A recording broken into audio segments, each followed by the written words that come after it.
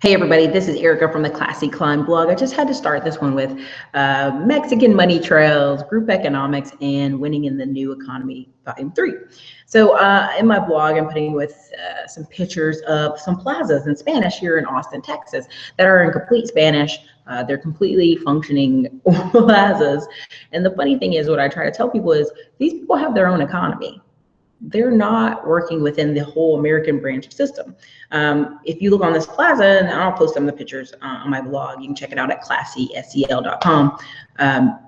But basically, they have tax preparer, they have Western Union, they have Cricket Phone, they have I forgot the other one, grocery store, and a few other different things, dry cleaning, you name it, washer and dryer, all within this plaza in Spanish. Across the street, they have the same exact plaza in Spanish, just probably different owners, okay? Insurance company, all that good stuff over there, a law office in Spanish, all that stuff. What's funny about it is people get so upset by saying, you know, Trump's gonna come in and fix this and get us jobs and do all these things.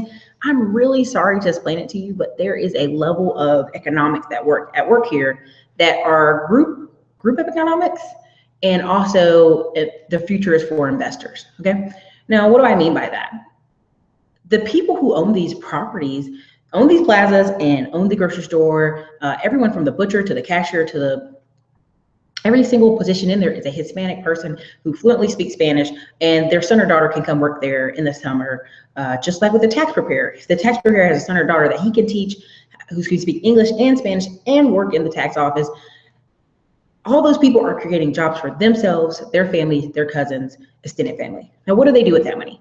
If you know anybody from the San Antonio investment market or Jacksonville, Florida investment market, they will come to closings with $40,000, $50,000 in cash, because a lot of them have the money, are starting to turn. They're starting to put their money in the Hispanic credit unions, and the Hispanic credit unions will do the proper thing and explain it to them why you can't come to a closing in cash. You have to have a money order, cashier's check, or wired. But that happens frequently because they go into these communities that people actually look over and don't care about and buy these cheap $20,000 homes, $30,000 homes, and pay them off in 1 or 2 years.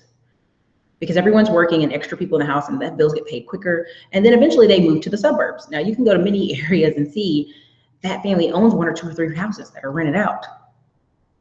And now they're in the suburbs, right? Because they kept buying the cheap properties, then moved to another cheaper, a little bit more expensive properties.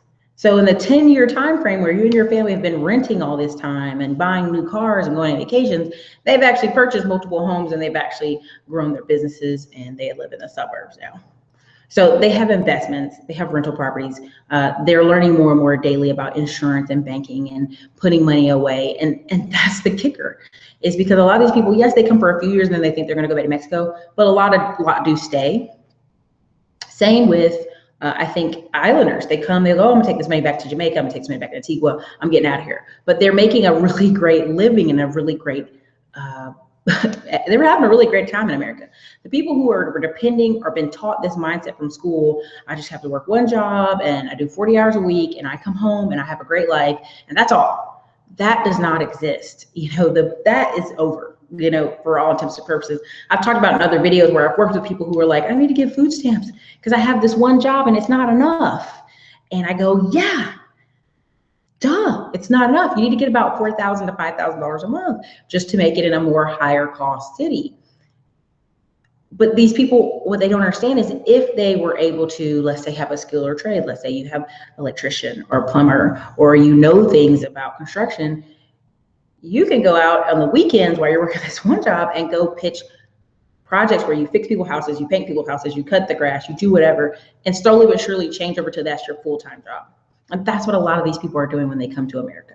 When I was in the hospital, I was telling people that every nurse I had was either from Africa, some part of Africa. My doctors were all African, and the other nurses were all from Ohio because they were escaping the unemployment rates of Ohio. If that doesn't tell you something, I don't know what will. And it shows you that education can put you in very wealthy, successful places and have consistent income. The nurse I had was building a whole home in Africa for her retirement, for her future husband. Her husband, of course, was like, we're in America, we're staying. But she was just building it in hopes. That's how much money, her money here in America compared to there was. I tell people all the time when they say, Erica, less Mexicans are coming here. It's not, no worries. You know, it's all those other Southern American countries. When I say less Mexicans are coming here, it's because for the past 20 years, you've had cousins sending home $100 to $1,000 every single week home. And compared to their economy, that's huge money. So imagine 30 million people sending home $100 a week. That's $300 million completely going to that economy. So of course you have more Cancun-like cities. Of course you have bigger skyscrapers. Of course you have headquarters of different companies there because that money is being used. So that's why I'm always preaching to people, where's your money going? What are you doing? Where are you investing it? Because who you give your money to is who you give your power to. And if every week you're giving your money to the Koreans or the Chinese or the Asians for fried, unhealthy food, then you're building up their child's future. I personally know families who came to America very poor. I had a business beside theirs, and they let their sons work, their daughters work, and then all of a sudden they buy cheap homes. Then the son and daughter buys another home, then they buy another business, and before you know it, they own multiple things in that small town.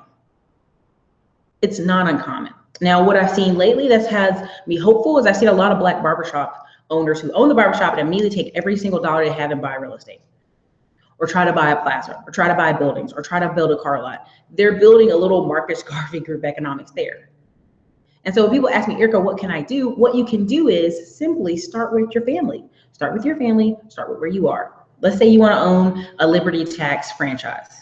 Now, all you got to do is pay for that building space, that renter space for a year or 2 years, because you know taxing is so short. But if you can teach your sons and daughters and your family how to operate that franchise, well, when they turn 18, 20, 19, and they go to college and they think, well, I can own a franchise too. It's seasonal work. It's seasonal business. They can be in that position in a wealth seat instead of a begging for job seat. They can be in an owner position instead of a beggar position. And one of the most powerful things is credit, bank lines of credit, and credit cards. And I tell people this because I know from experiences, seeing certain businesses I know scale faster, but were crappier. You know, I know businesses that were better and scaled slower because they didn't have access lines of credit. They just didn't have it. So it's important for you to have access to that, learn how to use it, and use it powerfully. So again, group economics is important. Why did out of the 14 million Asians and Americans we had have the lowest voter turnout this year? Because they're not worried about that. 1 in 10 Asians own a business, 1 in 34 whites, 1 in 54 Hispanics, and 1 in 5 blacks.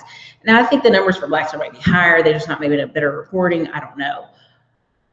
But I feel that we have those people realize their life is in their control. It's the person who's poor and the person who has to depend on a job that's, oh my God, Trump got in. Oh my God, what am I gonna do? Okay, well, you're going to calm down. This is what you're going to do. You're going to put some money away in insurance. You're going to put some money away in bank certificates. You're going to put some money in stocks. I'm not super high on that right now. Put some money away in some metals. You know, you ever be at that old black person's house and they got cans for days and they got cars? They could sell all that stuff and have good money. Do you know what I'm saying? It's the inventory of having it and selling it. You're going to buy land. You're going to buy cheap rentals. And you're going to keep living your life, and you're going to create an economy where you're teaching your sons and daughters and your cousins and your family members how this is done. Because at the end of the day, my first job was with my cousin at his dollar store he owned, and I got the entrepreneur bug right then and there.